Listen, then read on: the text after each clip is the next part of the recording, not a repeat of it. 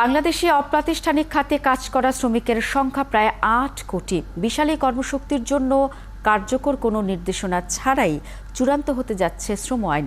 সংশ্লিষ্টরা বলছেন, উন্নয়ন কখনই টেকসই হবে না যদি এই শ্রমশক্তিকে আইনের আওতার বাইরে রাখা হয়। আরও জানাচ্ছেন ঝুমুর বাড়ি। প্রচণ্ড খরতাপ, কিন্তু জীবন জীবিকা তো থেমে থাকতে পারে না। তাই রোদ উপেক্ষা করেই এইসব খেটে খাওয়া মানুষের ছুটে চলা। হাইকোর্ট আইন করেছে এই তাপে কোট পড়তে হবে না আইনজীবীদের, কিন্তু সমাজের তলানিতে থাকা এই রিকশাওয়ালারা পলিস্টারের জ্যাকেট পরেই রিকশা চালাচ্ছেন। সে কারণেই হয়তো সক্রেটিস বলেছিলেন, আইন হচ্ছে গরিবের জন্য মাকড়সার জাল, আর ধনীর জন্য বিশাল আকাশ। রিকশাওয়ালাদের মতো ৮ কোটি অপ্রাতিষ্ঠানিক খাতের কর্মীদের জন্য নেই শ্রম আইন। বিকাশে কম খরচে ক্যাশ আউটের লিমিট বেড়ে ৫০,০০০, প্রিয় এজেন্টও ২টা। নির্ধারিত নেই ন্যূনতম মজুরিও, ছুটির কোনো কাঠামোও নেই। রিকশার চাকার মতো ঘুরলেই চলবে জীবন জীবিকা।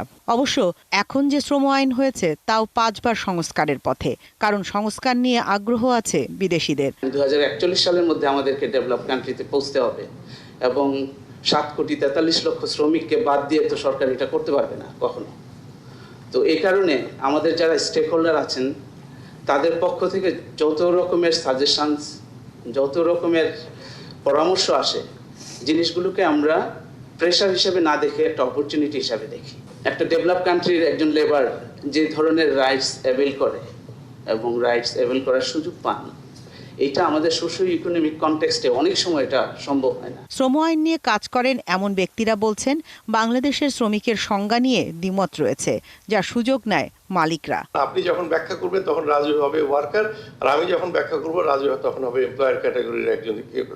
এই যে অ্যাম্বিগুইটি যেটা আছে, সুপ্রিম কোর্টকে এখনো বলতে হয় যে ওই পার্টিকুলার ব্যক্তি, পার্টিকুলার পদের ওই ব্যক্তি ওয়ার্কার কি না। আমরা কতদিন ধরে এই ধরনের একটা মৃত্যুর উপরে ভিত্তি করে আমাদের একটা স্ট্যান্ডার্ডাইজেশনে যাব? তার মানে সব সেক্টরে কি এইভাবে আমরা নাম্বারগুলো এইভাবে থাকবে? যেহেতু এখানে আমাদের মানুষের জীবনের কোনো দাম নেই, আমরা 18 কোটি মানুষ, অনেক মানুষ মারা গেলেও মনে হয় যে আছে, তারপরেও তো অনেক মানুষ বেঁচে আছে। সব ধরনের সেক্টরের যে মিনিমাম ওয়েজগুলো নির্ধারণ হচ্ছে, সেটা আসলে একজন শ্রমিকের not good enough and sufficiently enough to give a good standard of life. শ্রমিকের ন্যূনতম মজুরি প্রতি 5 বছর নয়, প্রতি বছর বৃদ্ধি করা উচিত বলেও মত দেন তারা।